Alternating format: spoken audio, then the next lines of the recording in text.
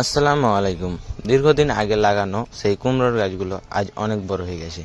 যে কুমড়োর গাছগুলো পানিতে ভিজে ডুবে যাচ্ছিল, আমরা গাছগুলো অন্য জায়গায় লাগিয়েছিলাম তুলে, সেই কুমড়োর গাছগুলো আজ অনেক বড় হয়ে গেছে। তাছাড়া আমাদের এখানে কিছু কলা গাছ আছে, যে গাছগুলোতে 3টা কলা গাছে 3টাতেই কলার কাইন্ড আছে, যেগুলোকে আমরা কলার ছড়ি বলে থাকি, সেগুলোই এখানে আছে। তার ভিতর মিডিলের যেটা, সেটা সবচাইতে আগে হয়েছে। এই কলার গাছের ক্যানগুলো অনেকগুলো হয়ে থাকে, তার কারণে আমরা পাশের কলার গাছগুলো কেটে ফেলেছি।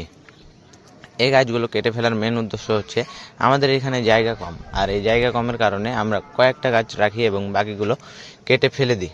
তাছাড়া আমাদের এখানে যে কাঁঠালের গাছটি আছে, সেগুলো বেশ ভালোইভাবে বড় হচ্ছে।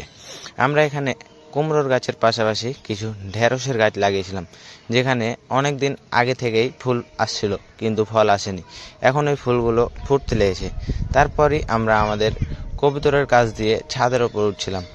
এখানে আমরা বেশ কিছু কবুতর, খুব হালকা পরিমাণ কবুতর নিয়ে এসেছি এবং এই কবুতরগুলোকে খেতে টেতে দেওয়ার পর আমরা ছাদের ওপর উঠছিলাম। ছাদে আমাদের এখানে একটি পটলের গাছ আছে।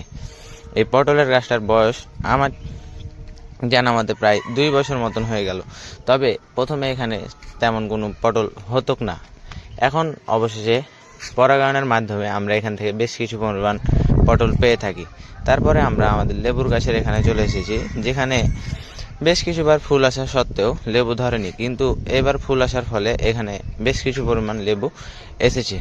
এখানে লেবুর গাছগুলো 2টা আছে, যেগুলো আমরা টবে করে লাগিয়ে দিয়েছি। এই টবগুলো আমরা বাহির থেকে কিনে এনে তারপর এতে মাটি ভরে গাছগুলোকে লাগিয়েছি।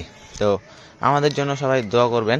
আসসালামু আলাইকুম। যেন আমরা এভাবেই লেবুগুলো পেতে থাকি এবং আল্লাহ তাআলা যেন আমাদের ব্যবসায় বারাকা দান করেন।